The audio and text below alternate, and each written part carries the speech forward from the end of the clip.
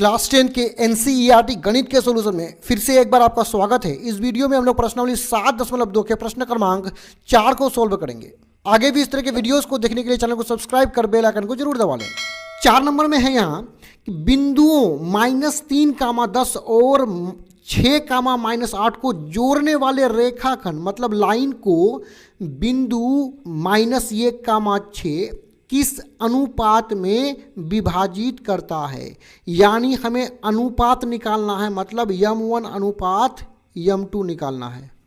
और यहाँ स्पष्ट रूप से क्या कहा गया है इसको समझिए।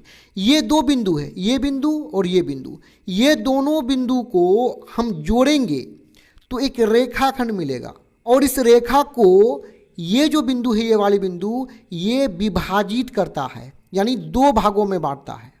क्योंकि इस रेखाखंड को ये बिंदु विभाजित करती है दो भागों में, तो इस बिंदु को हम लोग विभाजन बिंदु कहेंगे और इसको हम लोग यहाँ पे P मान लेंगे। तो आइए उसी बात को यहाँ पे सिंपल सा लिख लेते हैं कि माना कि विभाजन बिंदु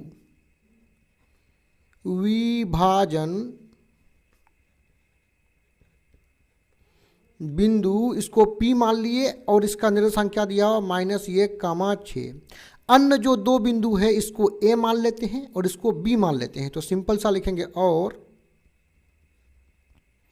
चलिए A हो जाएगा -3, 10 और दूसरा ये B हो जाएगा 6, -8। अब क्योंकि यहाँ स्पष्ट है कि ये दोनों बिंदु जो है, ये दोनों बिंदु को हम जोड़ेंगे तो एक क्या मिलेगा, रेखाखंड मिलेगा। तो सिंपल सा यहाँ पे बिंदु A ले लेंगे -3, 10 और बिंदु B को यहाँ ले लेते हैं और इन दोनों को एक रेखाखंड से जोड़ लेते हैं और इस रेखाखंड को बिंदु P क्या करती है, विभाजित करती है। तो इस रेखाखंड पर कहीं भी हम लोग बिंदु P को दर्शा लेंगे। तो चलिए यहीं पे दर्शा लेते हैं बिंदु P को। -1, कितना है, 6 है। हमें क्या निकालना है, हमें अनुपात निकालना है, m1 अनुपात m2 निकालना है। तो इसके लिए हम लोग विभाजन सूत्र का प्रयोग करेंगे। ये रहा विभाजन सूत्र। यानी मेरे पास पहला बिंदु यहाँ हो और दूसरा बिंदु यहाँ पे हो। पहला बिंदु x1 y1, ये दूसरा बिंदु है तो दोनों में 2 लगा हुआ है, x2 y2। तो ये बीच वाले बिंदु के x के मान को निकालने के लिए इस सूत्र का प्रयोग करेंगे और y के मान को निकालने के लिए हम इस y वाले सूत्र का प्रयोग करेंगे। लेकिन हमें यहाँ अनुपात m1 अनुपात m2 निकालना है, ये आपको ध्यान रखना है। तो m1 अनुपात m2 भी निकालने के लिए चाहे तो आपको x वाला सूत्र या y वाला सूत्र, दोनों में से किसी का प्रयोग करना पड़ेगा। अब हम x या y में से उस मान का प्रयोग करेंगे जिसका मान मध्य बिंदु में दिया हुआ रहे। यदि बीच वाले बिंदु की बात करें तो यहाँ x का मान -1 दिया हुआ है और y का मान 6 दिया हुआ है, यानी दोनों मान दिया हुआ है। तो हम दोनों में से किसी का भी प्रयोग कर सकते हैं, x का भी प्रयोग कर सकते हैं, y का भी प्रयोग कर सकते हैं। तो चलिए x का ही प्रयोग कर लेते हैं। तो उससे पहले जो x1 है उसको लिख लेंगे, ये x1 कहलाएगा, ये y1 है। पहला बिंदु है तो x1 y1 और ये अंतिम बिंदु यानी दूसरा बिंदु है तो हो जाएगा x2 6 और y2 -8 और बीच में जो है ये हो जाएगा x और y, यही ना होगा, x पहला दूसरा y, x y हो जाएगा। तो x हो जाएगा -1, y हो जाएगा 6। अब सूत्र क्या देखें, अभी x का सूत्र, x बराबर हो जाएगा m1 x2 बीच में प्लस m2 x1 बट्टे m1 प्लस m2। मानों को ऊपर से आइए रख लेते हैं। x का मान कितना है, -1, बराबर करेंगे m1 और m2 का मान नहीं है तो उसको लिख लेंगे। m1 x2 का मान देखिए, x2 का मान 6 है तो गुना 6 बीच में प्लस m2 का मान पता नहीं है गुना x1 का मान है -3 तो -3 कर लेंगे।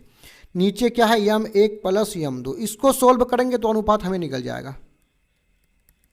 देखिए m1 गुना -1 हो जाएगा -m1, यहाँ पे प्लस माइनस m2 गुना 1 m2। अब यहाँ पे देखिए इसके ऊपर में देखिए 6 गुना m1, 6m1, बीच में प्लस है और यहाँ माइनस है तो प्लस माइनस -3m2। थोड़ा सा यहाँ पे एक स्टेप को हम गायब कर रहे हैं, यानी इसको इससे गुना कर लेना है और ऊपर में जो ये दोनों पद है इसको गुना करके यहाँ पे लिख लेना है। सिंपल सा आपको क्या करना है, यम एक वाला जो पद है उसको बराबर के इस तरफ और यम दो वाले पद को बराबर के इस तरफ करना है। तो यहाँ पे यम एक लिखेंगे माइनस यम एक, 6 यम एक इस तरफ आएगा तो हो जाएगा माइनस 6 यम एक, बराबर करेंगे इधर क्या है माइनस 3 यम 2, माइनस का इधर आएगा तो माइनस बदल जाएगा प्लस में हो जाएगा यम 2। आइए इसको घटा लेते हैं। देखिए यहाँ माइनस यम एक है, यहाँ पे यम के आगे में कोई भी संख्या नहीं तो हम कितना समझते हैं एक, तो माइनस एक और माइनस 6 हो जाएगा माइनस 7 यम एक। अब देखिए यहाँ यम 2 है तो आगे में एक है ना, तो एक से 3 घटेगा तो माइनस 2 यम 2 हो जाएगा। दोनों तरफ माइनस है तो ये माइनस कट के क्या हो जाएगा समाप्त हो जाएगा, और 7 यम एक बराबर 2 यम 2 हो जाएगा।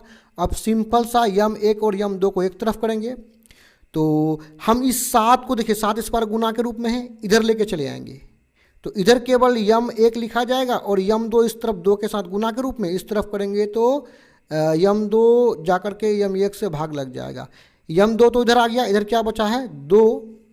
अब 7 यहाँ पे गुना के रूप में है, यम एक के साथ इधर आएगा तो भाग लग जाएगा।